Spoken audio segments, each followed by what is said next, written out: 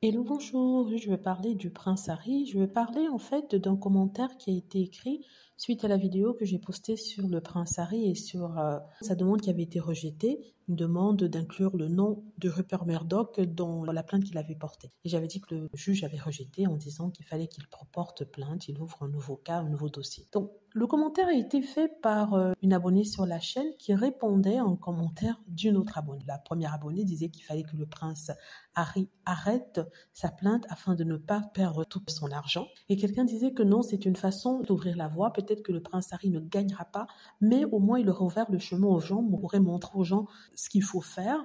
Et ça sera un point de référence pour toute personne qui souhaite attaquer Murdoch et son groupe. Une autre personne a dit, et je crois que le nom de la personne c'est Hélène Aubry 8462, a dit Hugo Grant a accepté la proposition de Murdoch et a retiré sa plainte. Je souhaitais commenter dessus. Oui, Hugo Grant a retiré la plainte parce qu'il expliquait que si il perdait, n'est-ce pas, il aurait payé jusqu'à 10 millions en frais d'avocat à Murdoch, en frais d'avocat que ce soit ses avocats à lui ou aussi à Murdoch, donc il ne voulait pas prendre ce risque. En fait, ce qu'il essaie de dire, c'est que si par exemple Harry gagne au tribunal ou le groupe qui porte plainte avec Harry, il faut rappeler que Harry n'est pas le seul, il y a un groupe de personnes qui portent plainte et qui gagnent et que le juge leur donne une compensation inférieure à ce que Murdoch leur aurait donné lors d'un arrangement financier, ben ça voudra dire qu'ils ne verront pas leurs frais d'avocat remboursés par Murdoch. C'est un système assez étrange.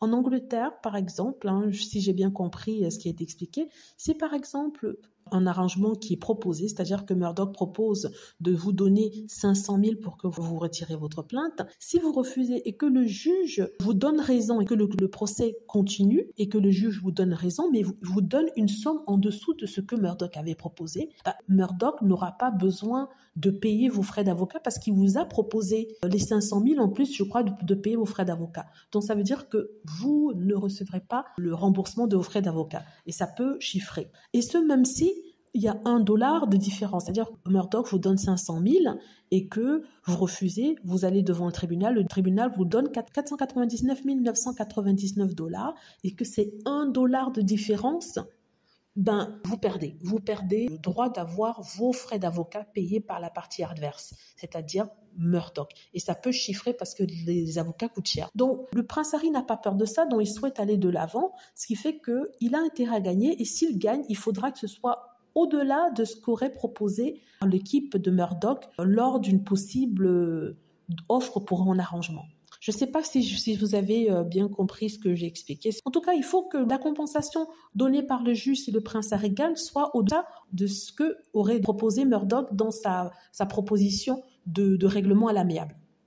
Donc, si c'est en dessous de ça, même si c'est de $1 ou €1, ben, la partie adverse ne réglera pas les frais de défense du prince Harry. Vous voyez ce que je veux dire? Donc, ça sera au prince Harry de régler lui-même ses frais.